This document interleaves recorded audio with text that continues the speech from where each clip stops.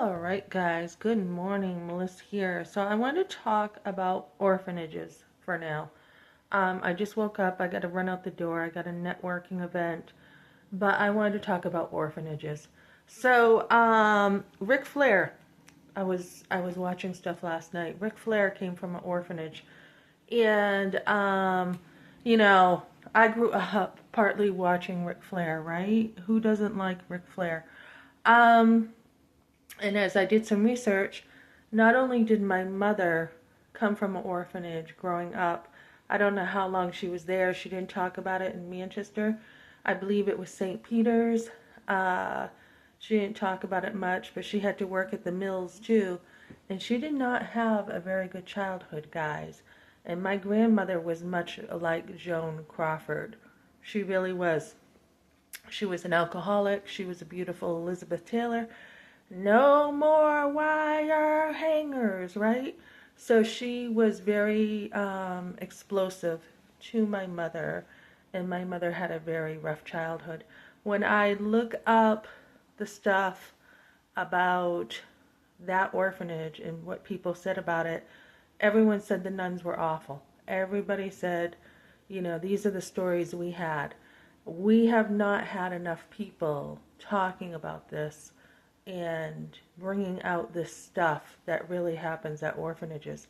So I will be talking about this in the context of abortion. My how do I say this?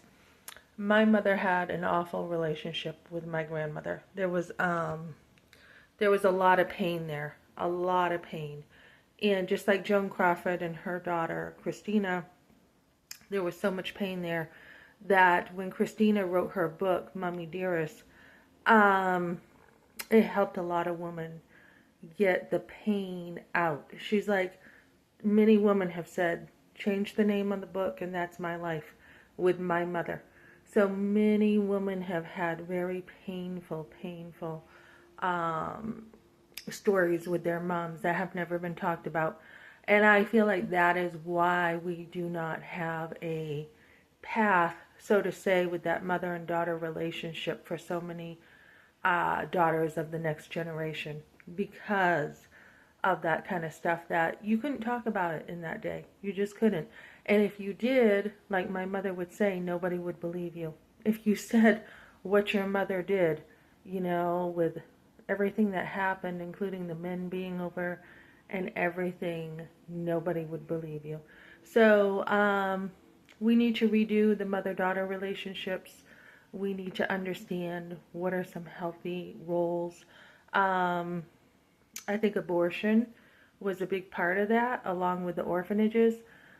We hear about Ric Flair, who was part of, he had some connection to that orphanage in Tennessee, where there was a huge amount of babies being stolen from unwed mothers, right, who were in the mental hospital. Because back in the day, I remember a neighbor saying this, and she was telling me if you were promiscuous, back in the day, you were put in a mental hospital. I'm like, are you serious? And she's like, yep.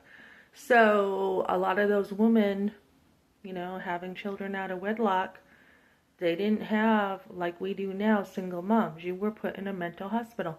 So this woman chose to steal those babies from unwed mothers, saying they weren't fit for whatever reason she could come up with, and she made herself millions. She would sell them to high high earners, privileged people, and I never knew this. Pocket all that, tens of thousands of dollars, while she gave the orphanage like $7.